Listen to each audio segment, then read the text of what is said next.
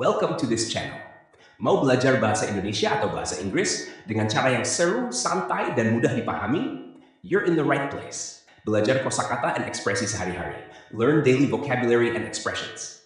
Dengarkan contoh situasi nyata. Listen to real-life examples. Subscribe sekarang dan nyalakan notifikasi. Let's learn together and have fun. Welcome to the deep dive. We've all been there, right? Needing to make a really important phone call in a language that's not your first, especially for something like a doctor's or dentist's appointment. It can feel kind of daunting, but what if you had a sort of shortcut? Yeah. A way to navigate that conversation feeling, confident. Well, that's exactly what we're aiming for today. We're going to dive deep into a really practical language lesson. It breaks down step by step how to make an appointment with an Indonesian dentist. Our source material, it's this fantastic guide, really comprehensive, got a sample dialogue, key vocab, phrase usage, and some really interesting cultural bits too. Yeah, so our mission for you today is to give you the exact phrases, the understanding you need.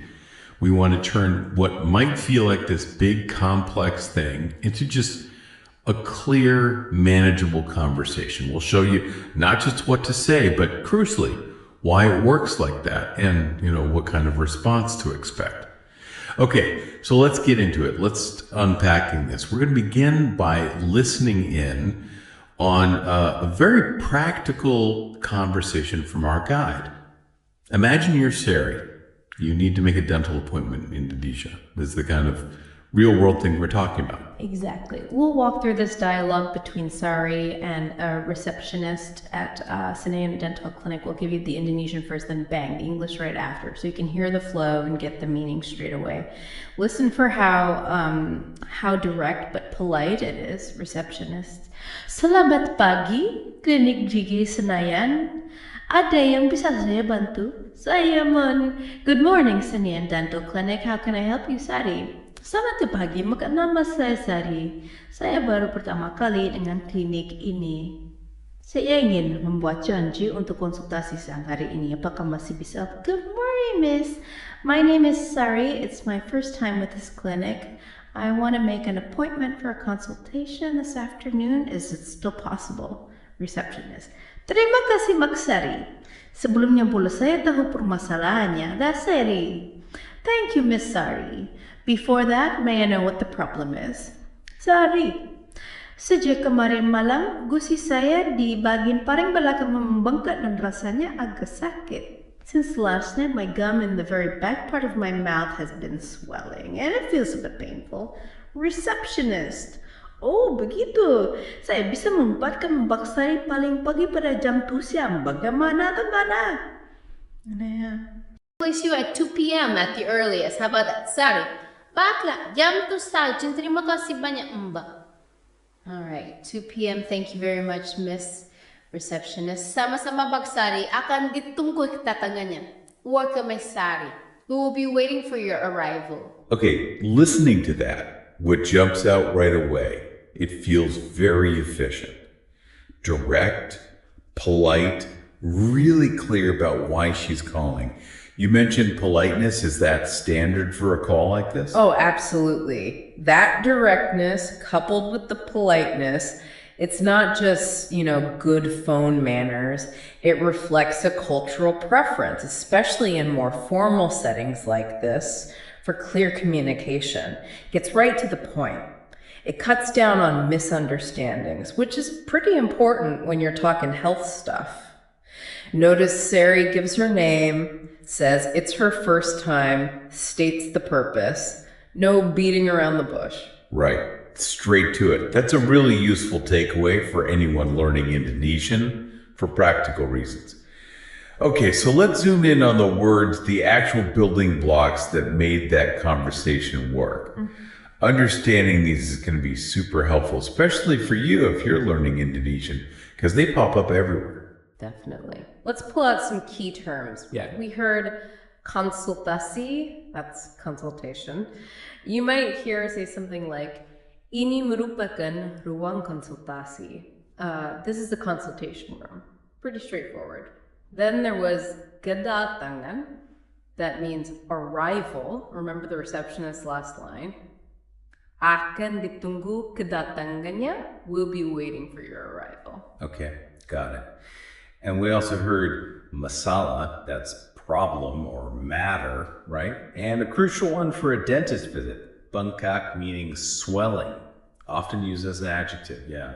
Like Sari said, gusi saya bengkak, my gum is swollen. And gusi itself, that's gum.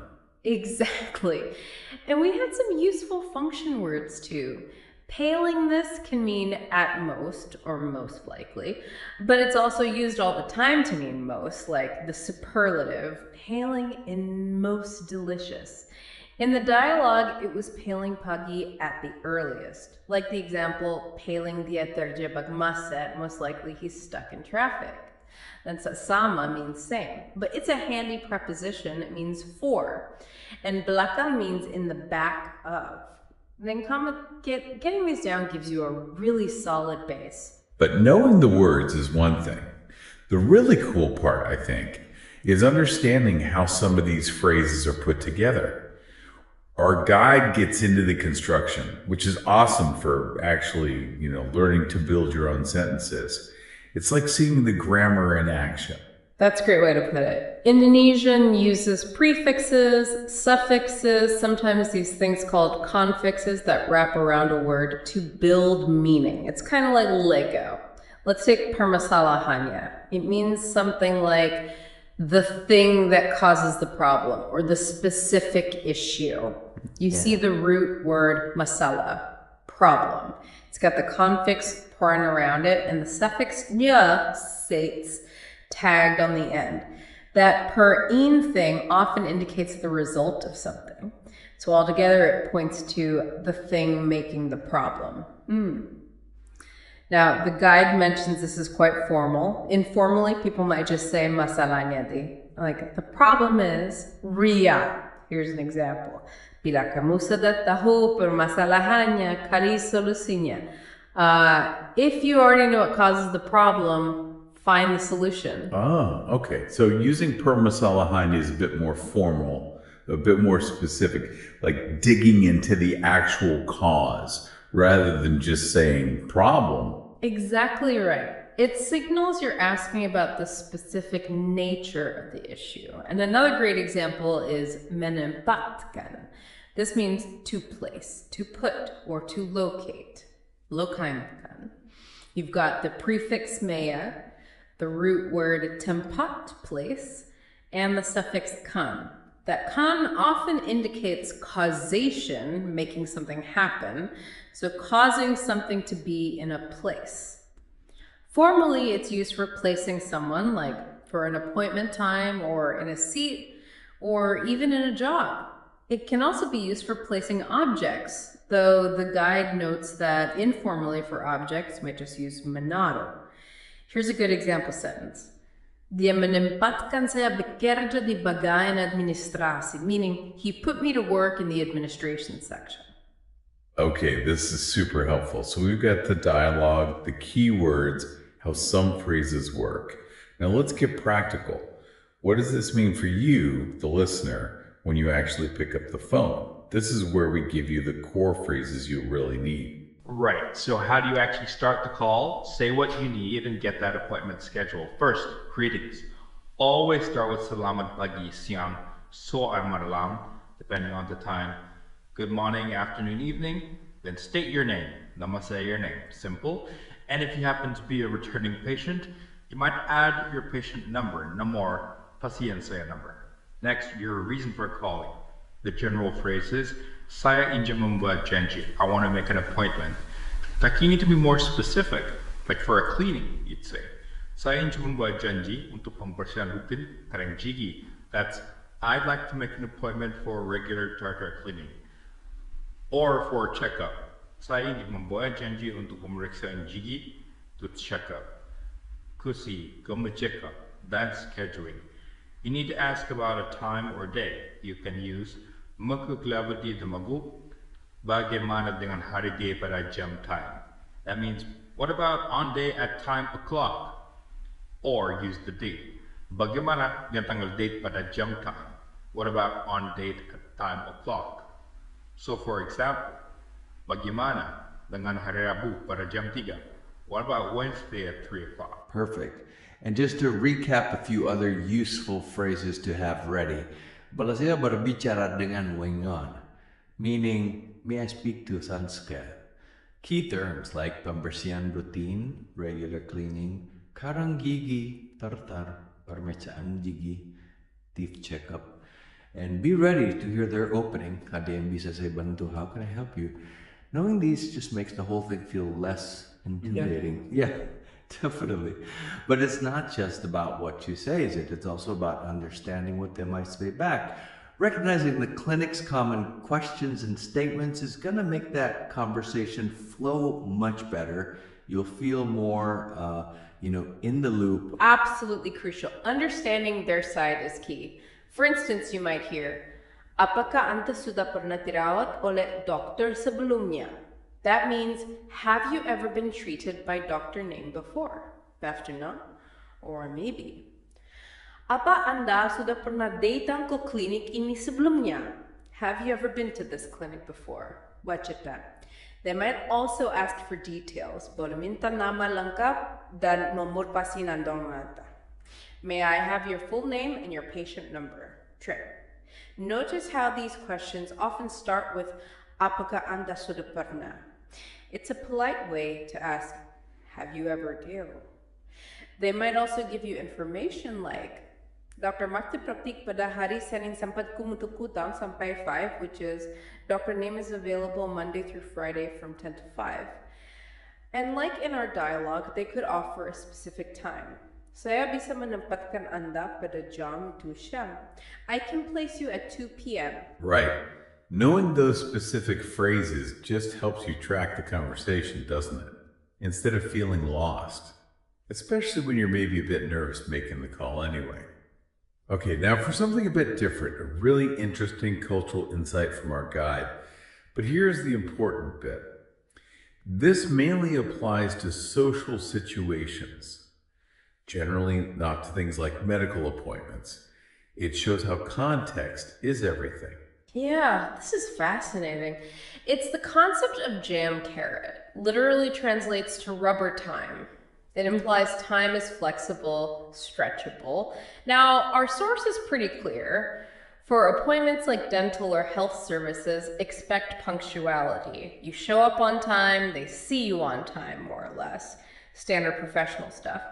However, in social settings, jam carrot can be, well, a thing.